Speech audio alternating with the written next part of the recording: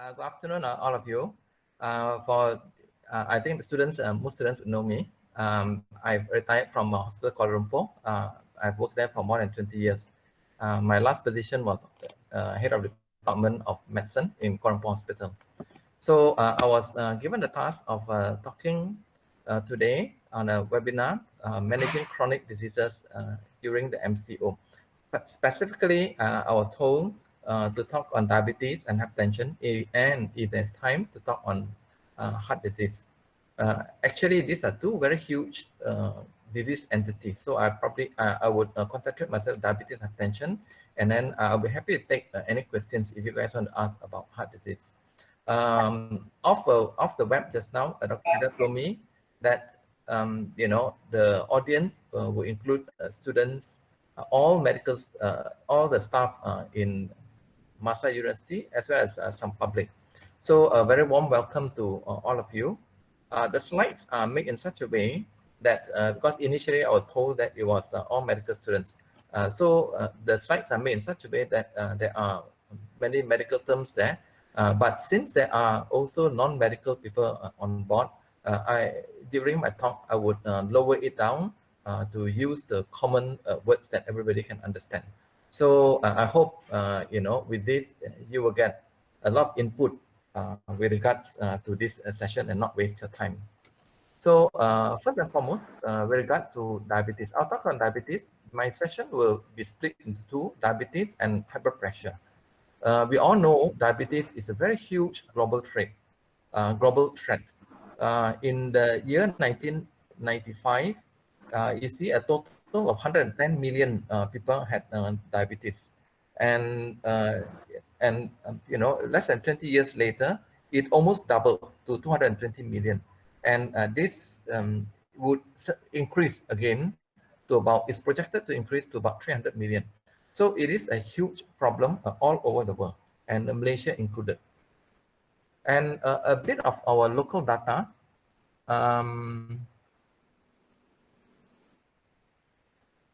A bit of our local data. Our country does the Natural Health and Morbidity Survey every 10 years or so. So we can see over the many years that the burden of diabetes is certainly increasing in our country. And you can see that the huge increase, this was the over the years, the range of the diabetic patients. But after a certain period of time, because of the change in the lifestyle and also the degree of obesity, it was projected that by the year, I think sometime this year or soon, there may be a morbidity survey soon.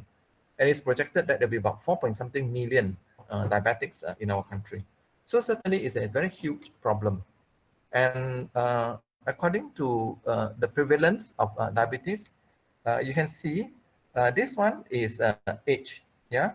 So as we grow older, the prevalence of diabetes is very high in our country, and this is compared to that of the world.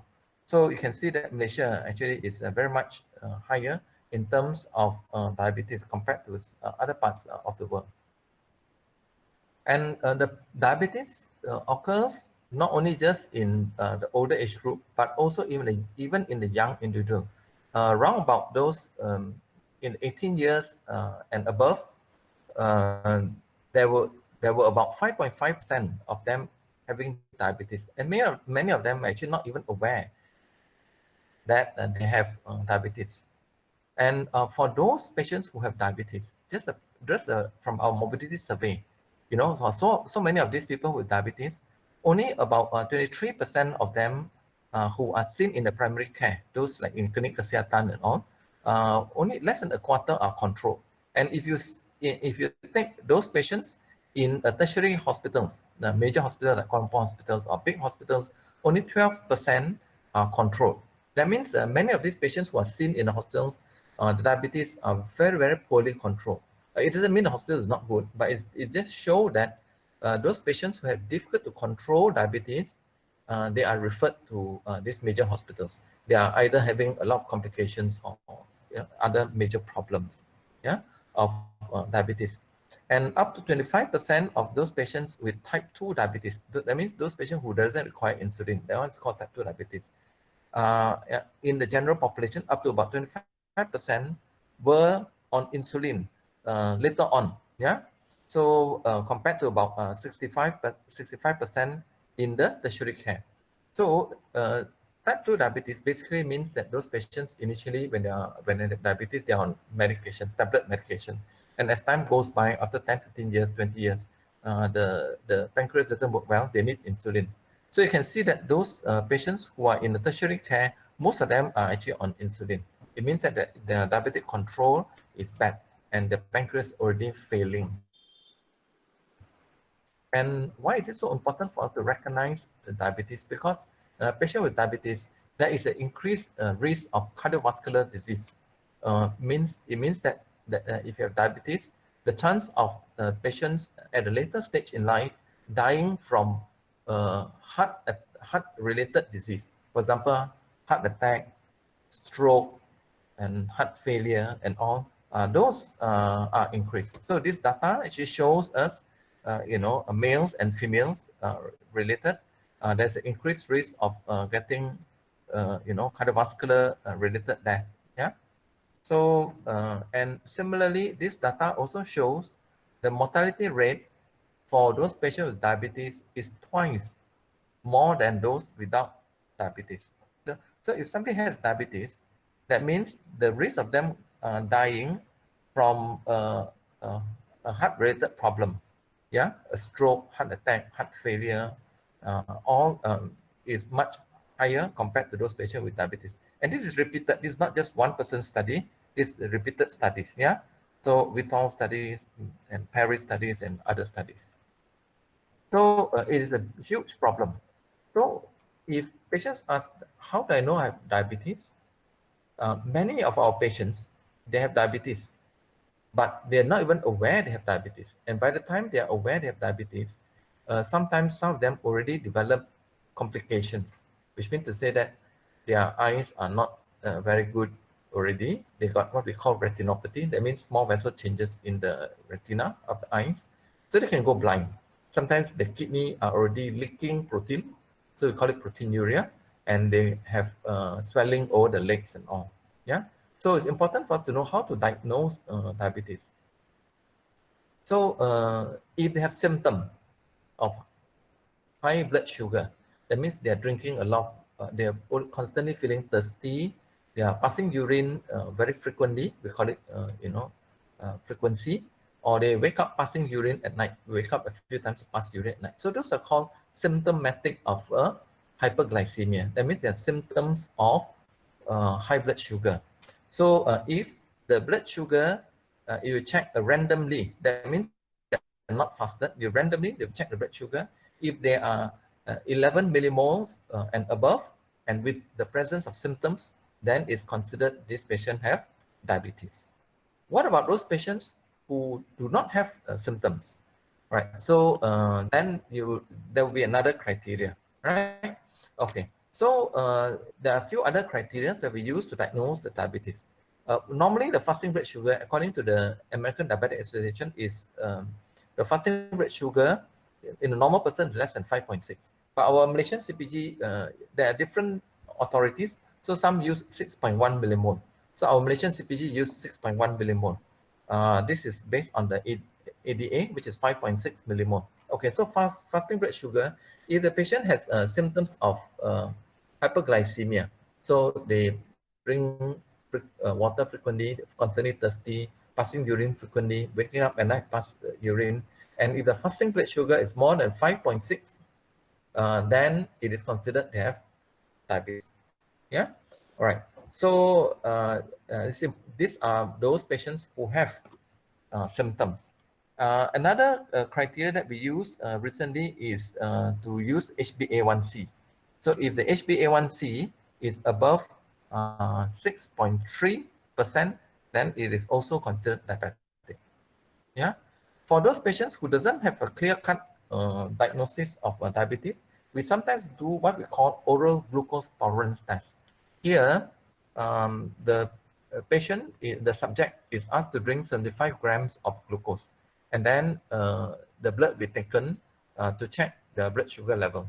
So basically, it means we are testing and see whether the body can tolerate this sugar. So in a normal person, if you ingest 75 grams of glucose, your fasting blood sugar should be still. This is our Malaysian data. Yeah, you can see here 6.1. Just now that one is American data. So the normal person should be less than 6.1. And then 2 hours after drinking, it should be less than 7.8 millimoles. In a patient with the diabetes, this one, the fasting blood sugar is more than 7, or 2 hours after the glucose, it is more than 11 millimole. Yeah, because why? If you take glucose, if most of us who are normal, the pancreas will be able to secrete enough of insulin to bring down the sugar.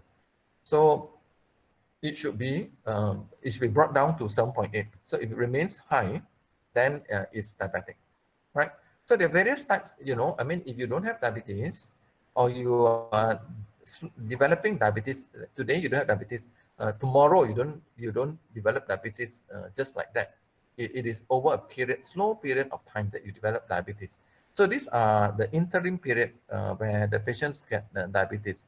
So we call it impaired fasting glucose, impaired glucose tolerance. I will not elaborate on this, but basically what it means is that slowly the patient get diabetes.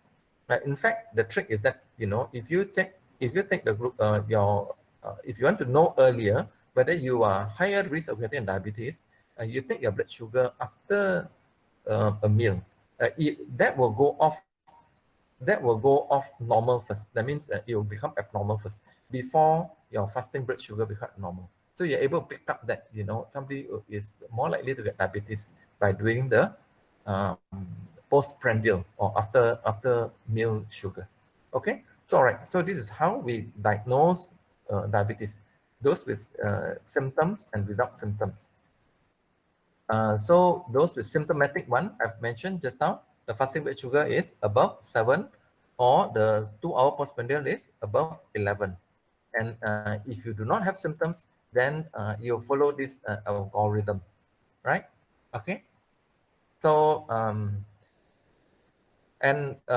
this slide also reminds me to talk a little bit about metabolic syndrome. So a metabolic syndrome is any of these three.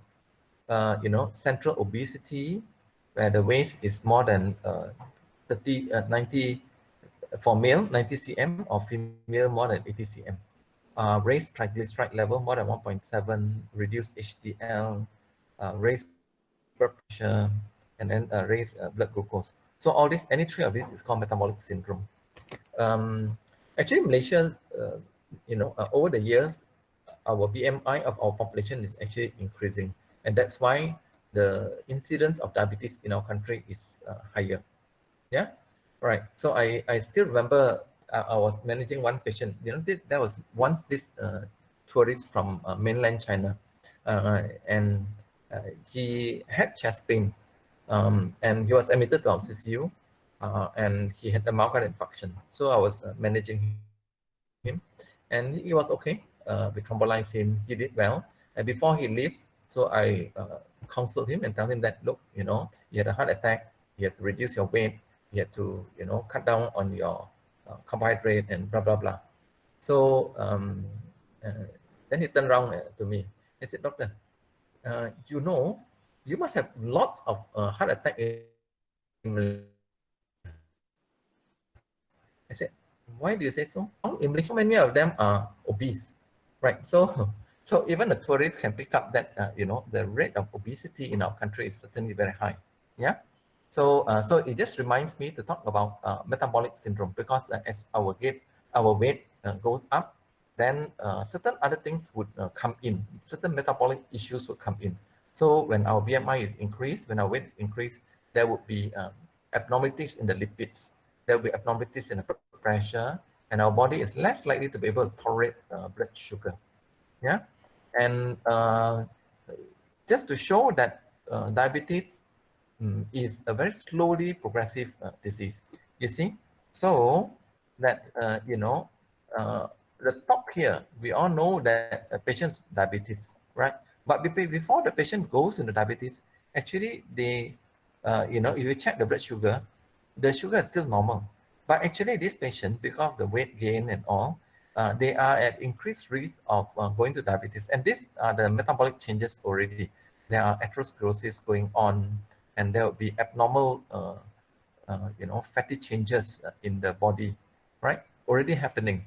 And as time goes by, if steps are not taken to reduce weight and to reduce the risk of him or her getting diabetes, then later on, you'll find that after makan, postprandial, after eating, the glucose will then start going up. You see, at this stage, actually the glucose is still normal, so you cannot pick up, So at this stage, then you can pick up that the sugar is going up. At that time, the patient has no symptoms yet. So this is like an iceberg still inside the water. You cannot see the iceberg. You can only see the top. The top is when the patient is really diabetes, maybe had some complications. So what I'm trying to stress is that patients with diabetes, they don't develop overnight. So they develop very slowly over a period of time, then they get diabetes, right? So then they develop all this diabetes. And by the time you get diabetes, you cannot reverse. So again, this picture shows you over the period of time when you develop diabetes, the natural history of a type 2 diabetes.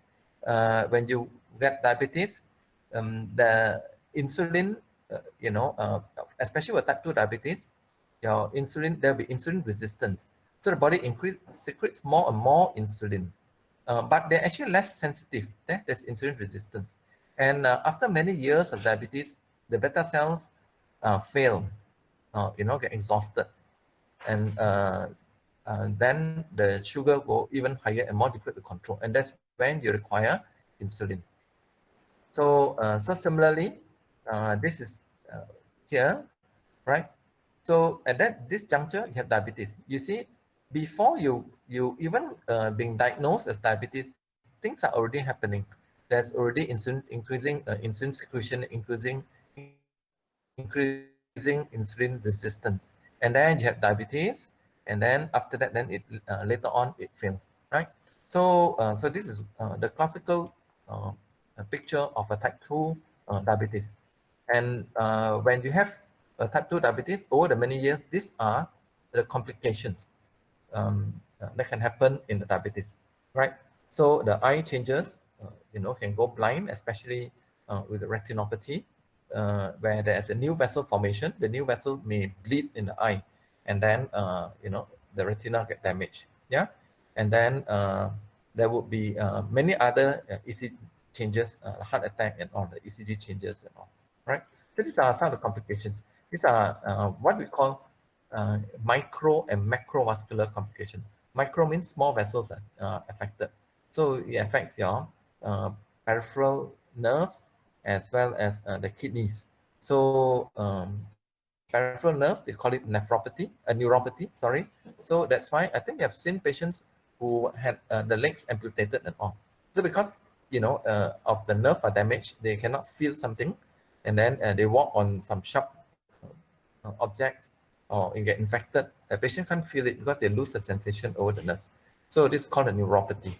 And then they got nephropathy where the kidneys get damaged. Yeah, over a period of time, the kidneys get more and more damaged. Patient get leg swelling, and then they may need dialysis later. So macro means all the bigger vessels are affected. Then they get a stroke, they got heart attack. When they walk around, they have pain. So we call it peripheral vascular disease. So these are in cartoon picture, in cartoon manner. All these things that can happen when you have long-standing diabetes. And all these are supported by large clinical trial. This is called diabetes complication and control trial, DCCT trial, yeah, which shows that over the many years, if you have the HbA1c, here the HbA1c, right? So if the HbA1c is not well controlled, in a normal person, HbA1c is less than 6.5, right? Okay, so 6.5. And then if your diabetes is not well controlled, then your HbA1c goes up, right? So if you have diabetes, every 3 months, doctor will check your HbA1c. That will tell how good your diabetic control is. I mean, you can do your fasting blood sugar, you can do the blood sugar, after meals. That is not so accurate as the HbA1c. The HbA1c is a sugar which is or glucose that's attached to red cells, and it gives a prognosis of how good your control over the last couple of months. And you can see that if your HbA1c goes up, then the risk of you getting, eye diseases, kidney diseases, and then nerve diseases, and microalbuminuria, leakage of protein is increased. Yeah, right. So all these are complications. And when somebody has diabetes, it's important for us to look at other risk factors, because they will add on to each other and increase the risk of heart attack and stroke. So the older a person are, the longer the duration of diabetes, and the more elevated the HbA1c is, then the worse the prognosis is. Yeah, and of course, if the patient has leakage or microalbuminuria, leakage of protein, if there is eye changes, if the patient's a smoker, all this would certainly increase the risk of diabetes. So how do we manage a patient with diabetes? I mean, we're talking about during this MCO period. Actually, the management of diabetes during MCO period is the same. Yeah, it's just that if a patient has diabetes, then the risk of the patient getting a COVID-19 and the risk of a more serious outcome is certainly higher. That's why I think the Health Ministry, the Director General of Health, has always been talking about, and even the WHO always says that, for the elderly people, people who have diabetes, hypertension, patients who are smoker, generally the outcome of COVID-19 will be worse in this group of patients. And therefore, they should, as far as possible, prevent themselves from getting infection. Yeah. Right. So that's why many of our patients during this period of time, they try to manage themselves at home. And, sometimes they will call up the hotline in case they have any problem. Our hospital, the HL, also allows patients who have finished their medications to be sent to them by post. Yeah. So that this relieve or reduce the contact or chances of them in contact with patients with COVID-19.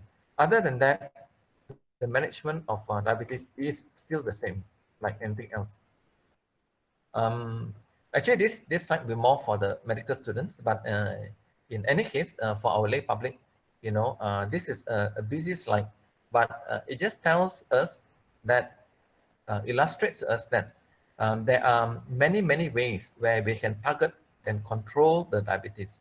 For example, at the pancreas, we can increase insulin secretion, and then reducing the secretion of the glucagon.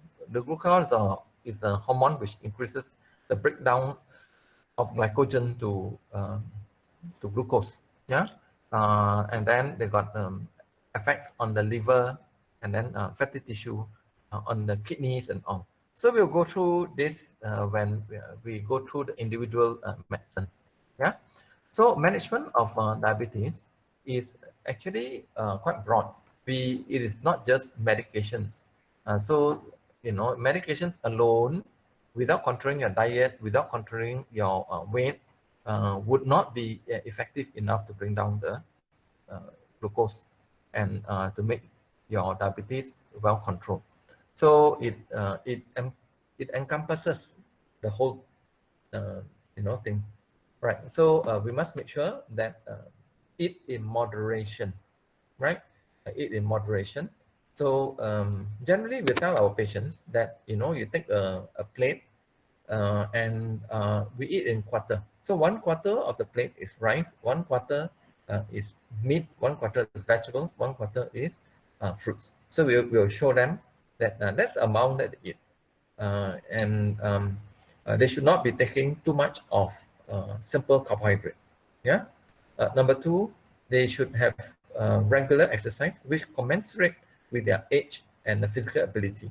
So they should do brisk walking, and any form of exercise is better than nothing. and exercise will increases the heart rate. And generally for cardiovascular risk reduction, we would ask them to reduce, to exercise about 150 minutes per week, right? And then there would be, we will ask patients for a weight control. If for those who are overweight, about 5 or 10% reduction in their weight would be beneficial in bringing down the sugar. More importantly is to control or maintain the weight reduction. Other risk factors needs to be monitored, for example, smoking, cholesterol, high blood pressure, all these are modifiable risk factors, and together should be taken into consideration. And we would also educate the patient. Generally in our hospital, we have two allied health people to help the patients. The diabetic educator who would teach the patient about self-care of their diabetes. They will teach them about what to eat, when to eat, and then if they're on insulin, how to inject, and also teach them about how to monitor their glucose. So we usually provide the glucometer, and patient will buy their own glucose sticks. Yeah, and our diabetic food educator would also check the food and about food care, because about callus, CLUS, callus, and you know, each time when they, because most Malaysians, you know, they don't wear shoes at home, right? So whenever they go out, they wear shoes. But very important that if you have a neuropathy, or you know, the nerves are not working very well, we usually teach our patient that they must check their shoes before they put their feet into the shoes, at least the covered shoes, because sometimes things may have dropped inside the shoe, and then they just put their feet in and then walk around because they cannot feel anything. Yeah, there are special types of shoes which will protect and cover the feet. So, so we have that kind of care for the patient with long-standing diabetes. Because there are quite a number of medical students, so I will emphasize more on pharmacological therapy. Pharmacological therapy, of course, is the most effective, is the medications for the treatment of diabetes. So this is a group of diabetes. You know, this is a group of agents that's used to treat the diabetes, right? So for some of you who may have diabetes, so you may see what are the group of diabetic medicine that you are taking. Biguanides, these are the medical names, yeah, the big groups that you know, doctors give names to the medicine. Biguanides is named in such a way because different groups have got different mechanisms of action, yeah, and the different groups have got their own members inside. So biguanides, usually, I mean, biguanides, mainly we have metformin, right? So this is the most common diabetic medicine that we use in our country. Yeah. So there are different types of metformin. You got the conventional metformin. You got the extended release metformin. So we call it the glucophage XR. And then we've got metformin, which is combined with the other medications. Yeah. So like glucomet, and then metformin, which combines with Dpp-4 inhibitors. Yeah. So all these are by one, you know, under that group, right? Okay. So you've got biguanides, and then you've got the insulin secretagogues, which means to say that they stimulate the pancreas to produce insulin, and insulin, as you know, will bring down the blood sugar. So there are two groups there. One is called sulfonylurea, one is called meglitinides. And then you got the alpha-1 glucosidase inhibitor, the TZDs, the glutazones, and then the Dpp-4 inhibitors, and then the SGLT2. Okay, right. So these are the groups of diabetic medications, right? So if somebody has newly diagnosed diabetes, how do we treat them, right? So it will depend on how urgent it is for us to treat the diabetes. So let's say if the patient has, you know, very mild diabetes and newly diagnosed, otherwise no other complications and no other risk factors, we sometimes just ask them to do risk factor lifestyle modification, which means to say control the diet, exercise, and then we review them. And if the HbA1c is not on target, then only we'll start them on an oral hypoglycemic agent. So otherwise, in some patients, OAD means oral anti-diabetic medications, right? So oral anti-diabetic medications sometimes would be initiated for the more severe form of diabetes. So if they've got marked hyperglycemic symptoms, that means they are losing weight, they constantly feeling thirsty, or if the HbA1c is between 6.5 to 8, or if their fasting blood glucose is between 6 to 10, right? So then they'll be started on oral diabetic agent. And for those patients who are more severe than that, we'll start them on a combination oral anti-diabetic agent. For example, metformin plus Dpp-4 inhibitor, or metformin plus glycoside. Yeah, so we combine various groups of oral anti-diabetic agents. This is for those patients where they have type 2 diabetes, HbA1c is between 8 to 10, or fasting blood glucose more than 10 millimole. Yeah, and if it's more than 13, which is very high fasting blood glucose, usually we put them on insulin for a little while, right? So yeah, here for those patients who's newly diagnosed, HbA1c is more than 10%. That means they've been sugar has been badly controlled for a long time, and the fasting blood sugar was 13. We usually will put them on the insulin for a period of time, and then once everything is under control, we sometimes withdraw the insulin and leave them on just oral agents. Yeah, but these are just newly diagnosed ones. These are the different types of oral hypoglycemic agents. I'll go straight to the different types of oral hypoglycemic agents. I've told you all just now metformin. Yeah, this is the most common one and the most basic one that we normally use. So generally, metformin is used in patients who are obese. Yeah, so who weight is above, who's not. I mean, the patients who are overweight and obese. So usually we'll use metformin. Metformin is good because it reduces the appetite, it reduces the weight, it increases the insulin sensitivity, and it also has cardiovascular benefit, and which means to say it reduces the risk of a heart attack and all. But it's got side effects. It causes nausea, vomiting. Therefore, we usually start them with small dose. So one tablet of conventional metformin is 500 milligram. So normally we'll start them like, half a tablet, 250 milligram, once or twice a day. And then every week or so, we would increase the dose to maybe 250 BD. We increase it to 500 milligram, which one tablet twice a day. And then we slowly increase it. Yeah.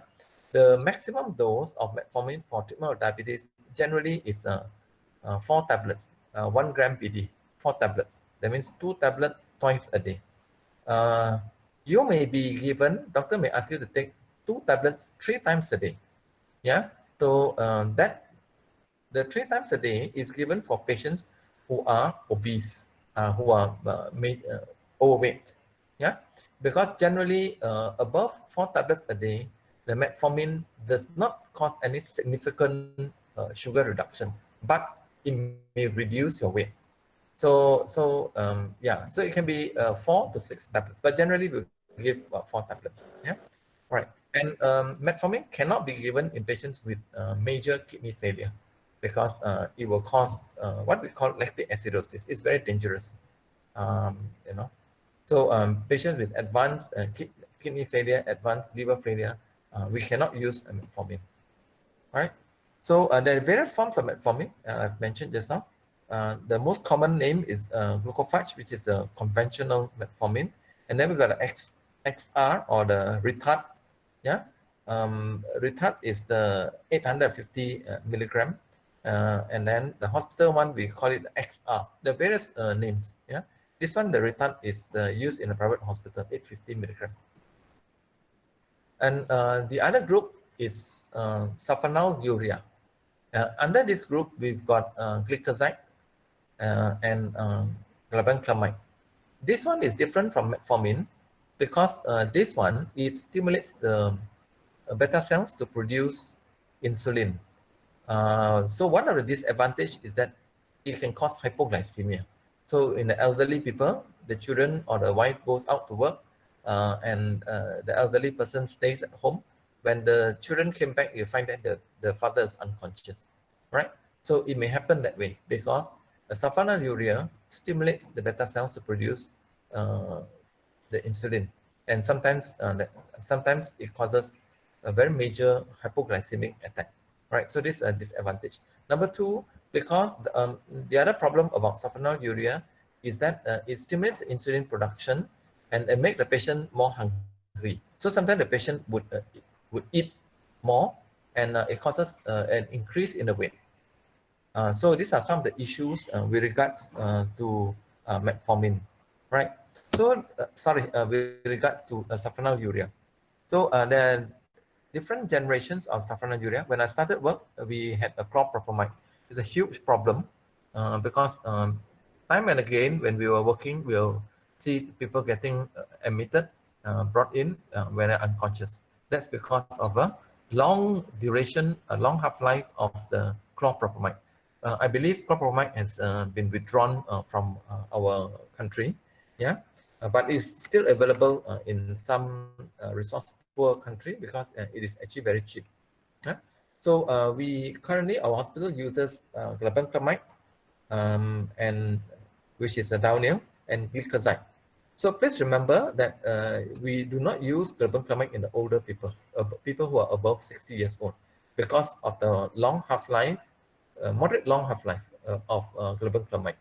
So I believe in many years to come, when the prices of Dpp-4 inhibitors are reduced, I believe the glibenclamide may be withdrawn from our formulary as well.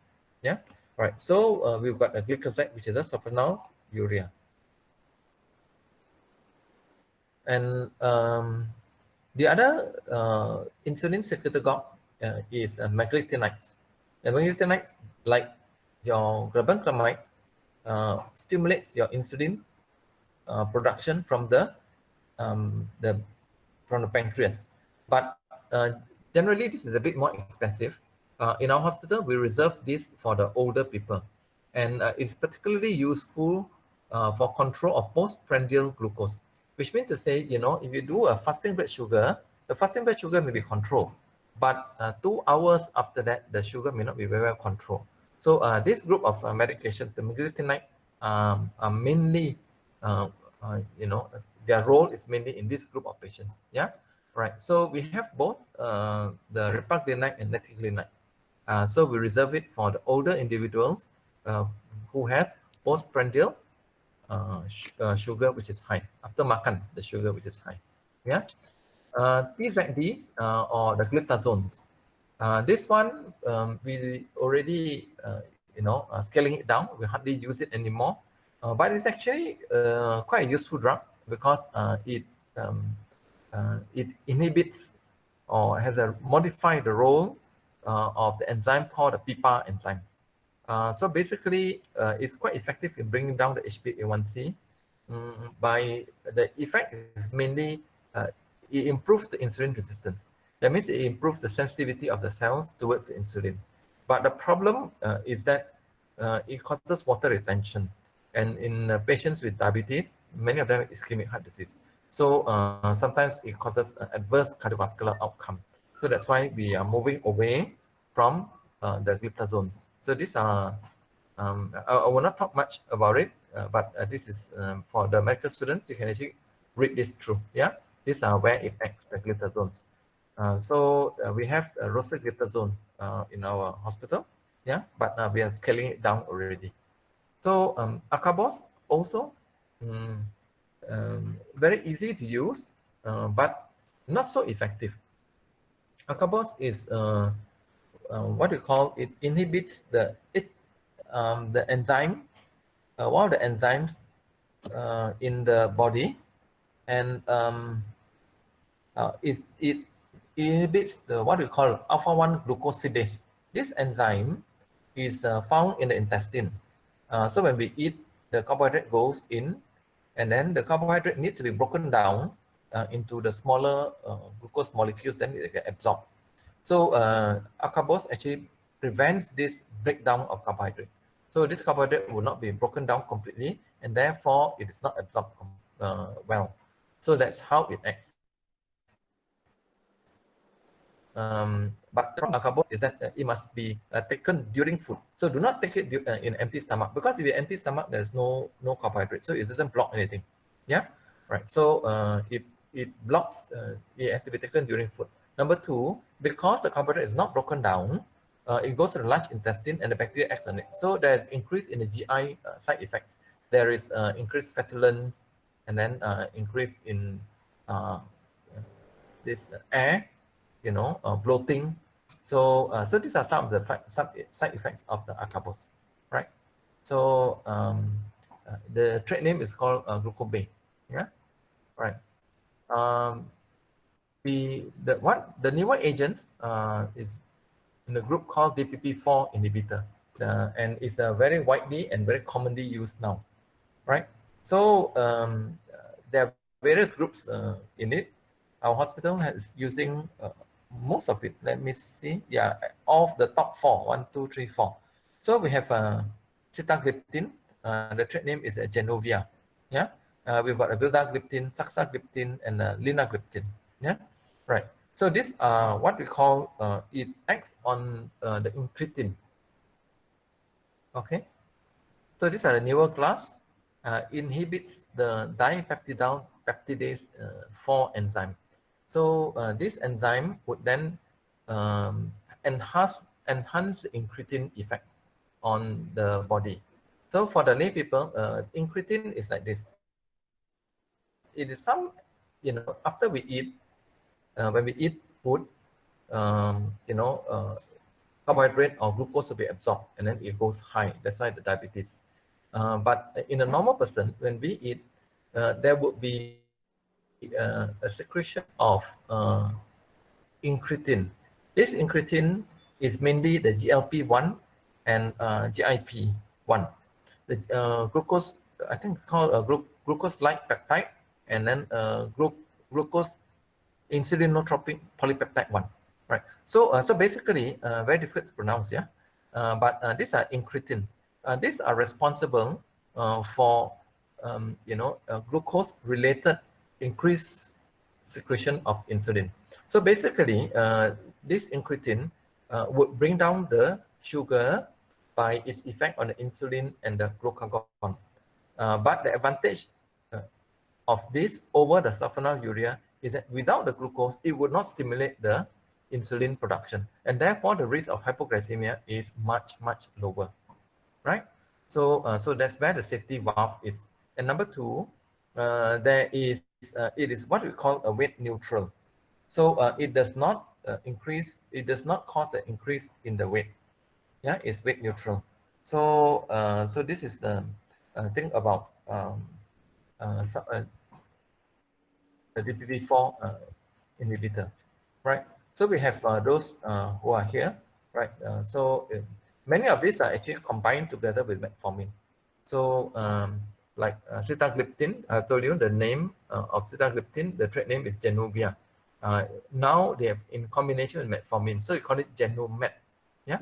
So so all these are already available in combination form. The newest agent, and now currently still very expensive, is the Sglt2, sodium glucose linked transporter inhibitor. So I just show you the cartoon here. All right. So what you see here is that blood in a normal person, a blood flow, and then this urine is formed in the nephron, and in the proximal tubule, because this is a urine, this is glomeruli. This is when the urine is filtered, the urine passes through this way, and then it goes to the bladder and gets secreted, and then you get a lot of glucose there, right? Okay. So in a normal person, when the urine is formed in the proximal part of the tubule, glucose is reabsorbed, and that's why in the patient with diabetes, though I mean in patient diabetes the sugar is a lot, and then it drops into the urine, and then a lot of this blood sugar is actually reabsorbed in the body. That's why the sugar is still high in the diabetic. So this medicine, this SGLT2, actually blocks the enzyme that brings the glucose back, that reabsorbs the glucose. So so they call it the Sglt2 inhibitor. So when the glucose cannot be reabsorbed, so the glucose will pass through the tubules and then secretes in the urine. So you actually get secreted in the urine, right? So this how it brings down the glucose or the sugar in the body. So it can also be combined with other oral anti-diabetic agents, Sglt2. So you can combine with, basically, usually you combine with Dpp-4 inhibitor.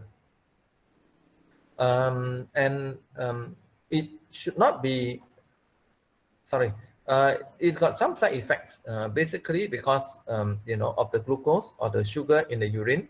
So there's an increased risk of infection, urinary tract infection. Yeah.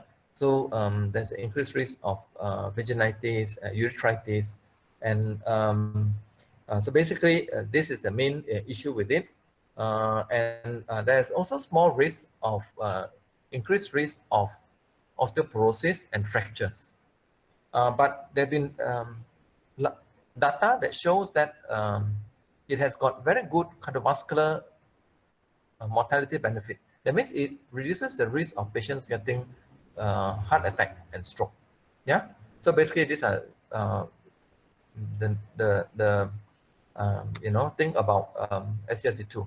So mainly, what we have in our hospital is dapagliflozin and empagliflozin. These two are already available in the government hospitals. Yeah. So basically, if you can see from now, if the patient has diabetes and then if the patient is obese, we will put them on, you know, metformin. So what next after the metformin? We would see if, whether, you know, how good the blood sugar is, and you know, the risk of hypoglycemia and all, whether there's any weight problem. So then we will move from there and add on other medications from there, right? I think I just look at the time. Maybe time is actually, you know, going on fast. So some of these slides I will just run. I would not be talking on it. I'll just run through so that I can now go straight to the hypertension. These other slides are those on how to add on insulin. Yeah, so I can give more time for any you know, question later on. Yeah. So basically, these are the slides where when do we put the patients on insulin, how many times we put them on insulin, and others. Yeah, right. So so some patients who are long-standing, then we have to add on insulin for those patients. And how we add on the insulin: 1 time, 2 times, 3 times, 4 times insulin. Yeah, right. So the various, I wouldn't be talking on that. Yeah, it'd be too much. Just emphasize that it's important for us to monitor the glucose. And so when we monitor our glucose and monitor the other blood sugar profile, what are the targets? So I think for every one of us, it's important for us to remember that. So for those of you who have diabetes, make sure that, you know, every 3 months, doctor will take blood sugar blood test from you. Ask the doctor what's the HbA1c. Generally, we'll prefer HbA1c to be less than 6.5. If you're monitoring the blood sugar at home using that one that prick your finger, then you know, fasting should be less than 7. And then 2 hours after makan, 2 hours postprandial, it should be less than 8.5. The blood pressure need to be monitored as well. Yeah, so 135, 75, and the others. All right. Okay, so I'll just go very quickly on high blood pressure. Right. Again, high blood pressure is a very huge problem all over the world, and high blood pressure is one of the leading cause of death worldwide. You see, it's top in the list of causes of death worldwide, right? So of course, not hypertension per se itself, but hypertension and its related complications, like, because hypertension will lead to heart attack, lead to stroke, lead to kidney failure, lead to many other problems. So hypertension causes death in that manner, right? And you can see that you know, among the many causes of death, here you see hypertension, whether it's male or female. The bottommost is hypertension. Yeah. So whether male or female, that high blood pressure causes major risk of death. Yeah. Here you can see that patients who have who are smokers, right? Mainly in the males, it causes death, right? Less so in the female. Okay. But high blood pressure, whether male or female, is major cause of death worldwide. Here is the data that I've shared with you. Is I've mentioned earlier that our country does a morbidity survey similar to that of the US. The US one, they call it NCEP, National Cholesterol Education Program. Ours, every 10 years, we do a morbidity survey of whole population. That means we do a statistical random and then go to the population's house and then assess their health status. You see, this one is not 10 years because this one is done by Prof. Rampal. I think it's one of these academic in one of these local public universities. Yeah. So we first started ours in 1996, and then 2006 I was personally involved with this, and then the latest that we had was 2015. So the next one, I think 2025 or maybe 2020 something, there'll be another population survey on it.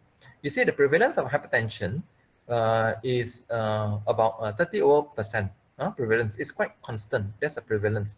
The first population survey, we didn't include patients who are above 18 years old. We only include patients who are above 30 years old. That's why there's no data for this, right? So and you can see for those patients who are above 30, the incidence of hypertension is increasing. Yeah, has increased over the years. Maybe because Malaysians are getting bigger, more obese as well, right? And the awareness of these patients actually have hypertension, but they are not aware they have hypertension until we survey and check the blood pressure. So the awareness is only 37%. So many of our Malaysian population had hyperpressure, but they're not aware they have hypertension. And number two, that you can see here, their awareness, if they are aware, look at this, 80% of Malaysian population are treated for hyperpressure. So if they are aware, actually almost 80% of them are on treatment. So this reflects very, very well on our healthcare system, which means to say that our healthcare system is easily available and also affordable. That's why so many people are on treatment. But whether the blood pressure is controlled is another matter. So the control is around about 30%. For those of you who may not be aware, you may say, oh, such bad result. 37% only of those who are treated are controlled. There are many studies done all over the world, even in the US and all. Their control rate is only about 20%. Many developed countries of the world, when they're treated for hyperpressure, their control is only 20%. So actually, we are quite good in the sense that the control rate and also treatment rate. But we are not happy that the prevalence of hypertension is high. So that just to give you a local data of hypertension. These are the definition of hyperpressure. So generally, 140 over 90 is taken for the hyperpressure. 140 over 90, and then if they're above 140 over 90, then it's called stage 1. 160 over 100, stage 2. 180 over 110 is stage 3.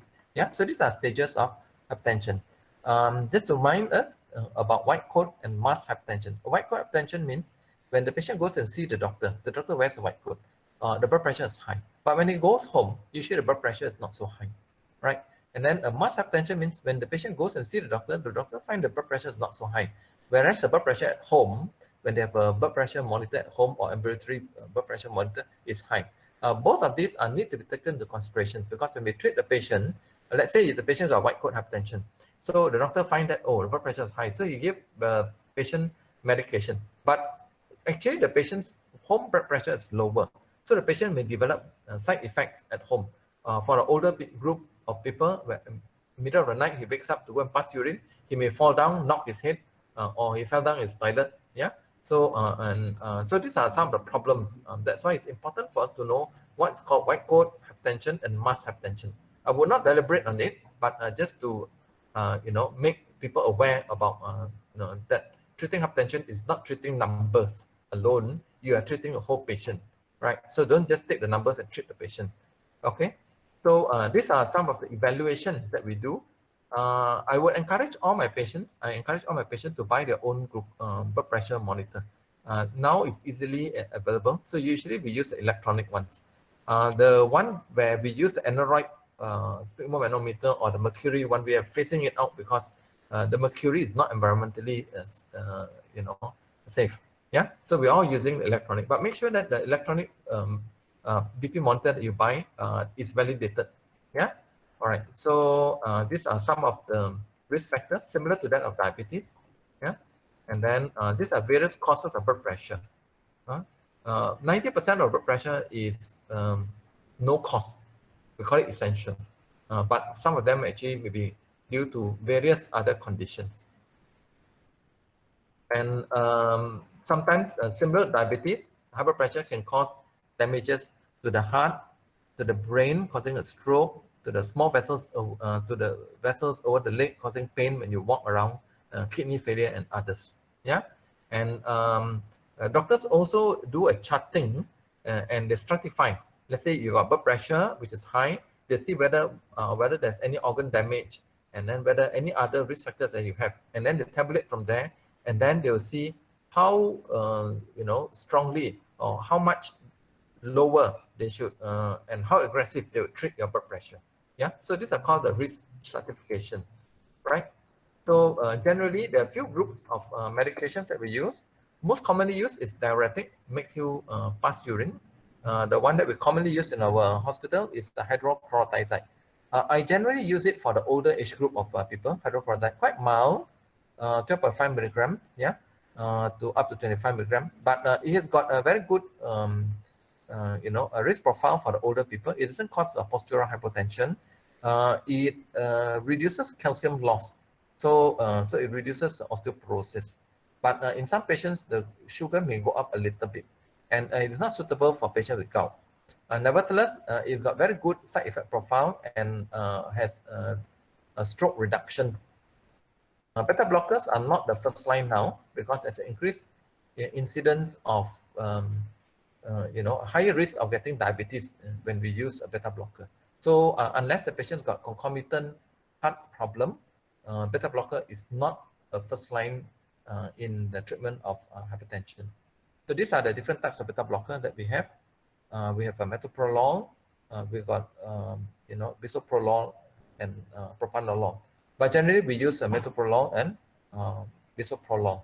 Yeah. So calcium channel blockers widely used. The one that we use are those felodipine and amlodipine. These are what we call dihydropyridine. One of the side effects is actually leg edema. So please remember to tell the patient. Flushing, headache are other side effects. But it is easy to use because it's given only once or twice a day. And then we have got the ACE inhibitors. The ACE inhibitors that we have mainly enalapril, lisinopril. The cheapest one is actually perindopril. So hospital uses mainly perindopril. But one of the side effects, it causes cough, especially dry cough. But it's got very good side effect profile in the sense that it's easy to use. Other than the dry cough, it's got a lot of other advantages. It reduces protein loss in the urine, and it slows down the progress of kidney damage, especially in diabetic patients. For those of patients who cannot take ACE inhibitor, we usually replace them with ARB, angiotensin receptor blockers. The angiotensin receptor blockers are slightly more expensive compared to ACE inhibitor, but they are used same as each. I mean, they are used in replacement for each other. Yeah. All right. Alpha blockers are mainly for those people with compelling indication because it is to treat hypertension and also to treat if the patient's got BPH, benign prostatic hypertrophy. But remember, when the patient takes alpha blocker, ask the patient don't straight away get up. If they are lying down or sleeping, do not get up straight away and walk because there's a tendency to fall because of the postural hypertension. So usually I ask the patient to sit at the bedside for a little while, and when they are all ready and steady, then they walk. Yeah. So, but generally we use this for control blood pressure in patients who had concomitant BPH. Yeah. The one that we use are mainly prazosin and terazosin. Okay. Let's go a bit faster. And I don't think I'll be talking when to initiate. The initiation and choosing blood pressure would depend on the stage of high blood pressure, whether there's any risk factors, whether any target organ damage. Just like I've shown you at the chart. So the doctors will go through and then see how urgently and how aggressive they need to treat your blood pressure. Often we use one. Sometimes if the blood pressure, let's say, is at stage 2 and above, then we use two antihypertensive medications at the same time. So we call it combination therapy. Yeah, right. So this is the algorithm that they follow for the treatment of hypertension. Some patients ask us whether, doctor, my pressure is okay. Can I stop some medication? Generally, we do not recommend. But having said that, we have done so for some patients because the patient's weight is now down. Patients exercises frequently. Patient does not take much salt. So blood pressure is actually quite good and well controlled. So if the blood pressure is controlled and if it's no higher than the stage 1 high blood pressure, I also have personally reduced or scaled down the medications for the patients. Yeah, right. And these are the lifestyle modification we mentioned earlier: weight reduction, salt reduction, alcohol, regular exercises, and others. Okay, right.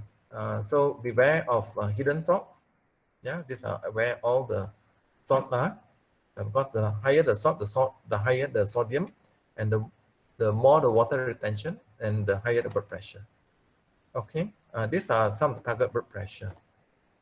Okay, so I will not be talking on the angina, and so I will stop here, and I'll be happy to take any questions if there's any.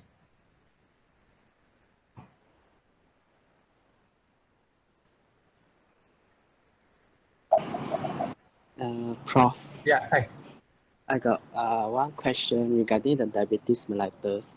Yes. For the patient, like if they having like, because every year they will undergo, especially for the Islamic patient, the Malay patient, they will undergo every year for the Ramadan month.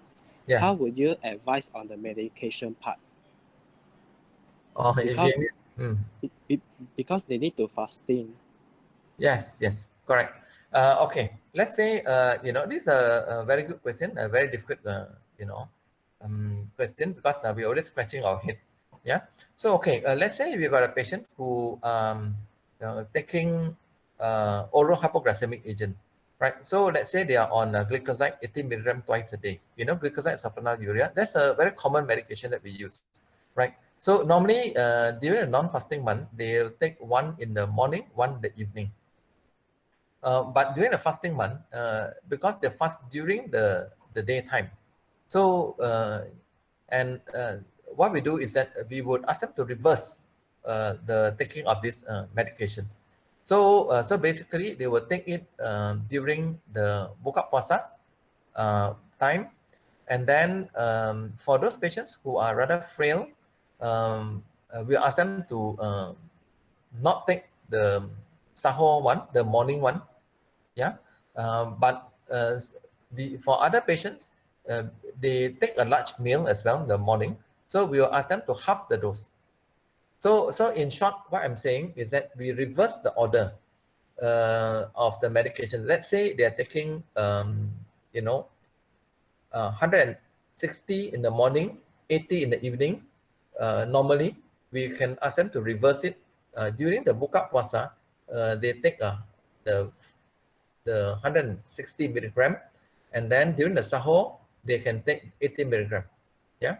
So otherwise, during the morning one, we will ask them to half the dose as well. I'm not sure whether you get what I'm saying. That's for the oral hypoglycemic agents. How about for the insulin injection? For the insulin injection, it all depends on the how well the control is. Let's say we got a usual patient who's a 50 years old man. The blood sugar is relatively okay. I wouldn't say it's very good. Maybe about 7.2. Not on target yet, but 7.2%. No previous history of hypoglycemia. Let's say if this patient's on basal bolus therapy. Basal bolus means they are on insulatard, which is a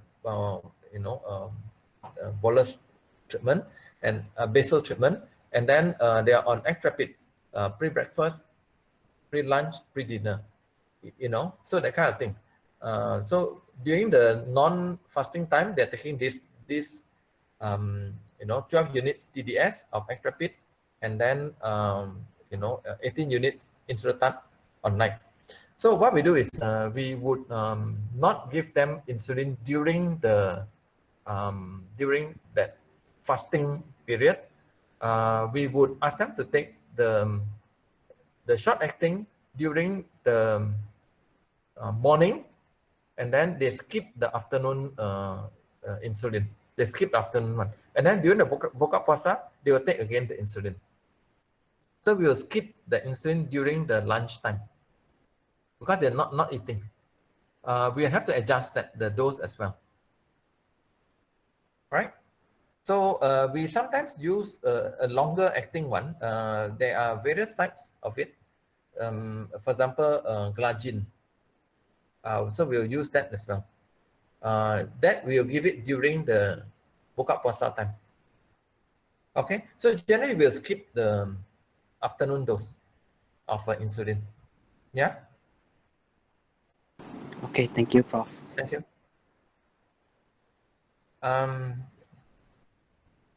Prof, we have another question. Yes. How does a beta blocker cause diabetes mellitus? Oh, actually, it doesn't cause. There's an increased risk. I think it's life trial, trial. Losartan in something trial. There was a very large trial that suggests that there's an increased propensity of glucose intolerance in patients with diabetes. So in patients with a beta blocker. In fact, the beta blocker actually increases the insulin resistance. So that's how there is an increased risk of getting diabetes. There are different types of beta blockers. You got metoprolol, nebivolol, and others. So the beta blockers has the increased risk of resistance. That's how it actually increases the risk of getting diabetes. Nebivolol actually doesn't have this risk of resistance. Therefore, it's actually safer and less risk of getting diabetes with it. Yeah. So yeah. Next. Do we have any other questions? Okay.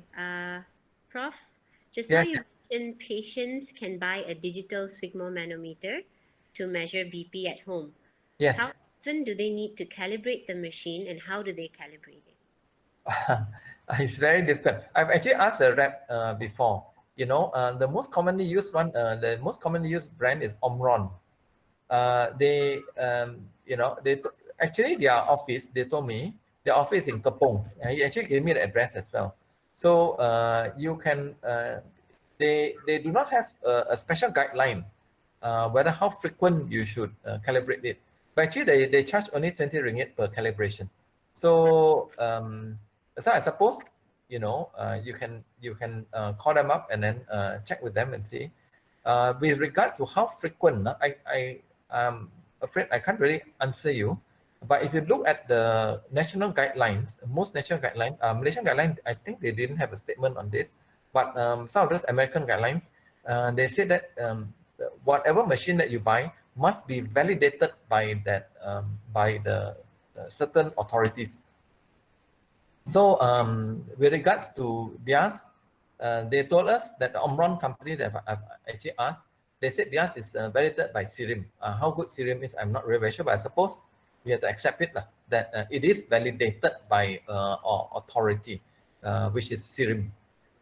So generally, I would think that maybe once a year or once in every 2 years should be okay. Okay. Okay. Any more questions, guys? Hi, Prof. Yes. Yeah, Prof, if a person who's having diabetes and then he got an infection, so do we change the insulin dose or we stick to the old one? Okay, right. So this is what we call, short-term use of insulin. Short-term use of insulin is in those patients where there are stress. So if the patient got a stroke, myocardial infarction, if the patient got an, myocardial infarction, stroke, any form of infection, going for surgery, these are called short-term use. So if the patient has a serious infection, moderate to severe infection, during an infection, your body responds by producing more glucogenic hormones, stress hormones, for example, cortisol, adrenaline. So by that, your sugar will go uncontrolled because of these stress hormones. Therefore, we normally would switch them over to insulin, short-acting insulin like Acarbose, for a period of time until we manage to treat the infection. For example, if the patient got pneumonia, after antibiotics, the pneumonia settles down. Then after that period of time, then we switch them back to an oral hypoglycemic agent. Certainly, there's a role for switching them to insulin during this period of time. However, if you say that I've got some URTI, I've got some cough, this infection, I think that very mild infection, you just monitor if the sugar is relatively quite okay. I do not think there's much stress hormone being secreted in such case. Then you can continue with your oral hypoglycemic agent. Okay. Thank you, Doctor. Yes. We have another question in. Yes. Any word of caution or red flags regarding polypharmacy in management of metabolic syndrome? This is metabolic syndrome. Metabolic syndrome actually is a huge group of disease by itself. The metabolic syndrome, the management is of the underlying condition. So if diabetes, then we treat the diabetes, and high blood pressure, we treat the high blood pressure. Of course, metabolic syndrome, they usually have all this together, together with the weight. So it will be treated, all these diseases will be treated at one go. So these are certainly polypharmacy, but it's a necessary polypharmacy. In such cases, we normally do not maximize the medication.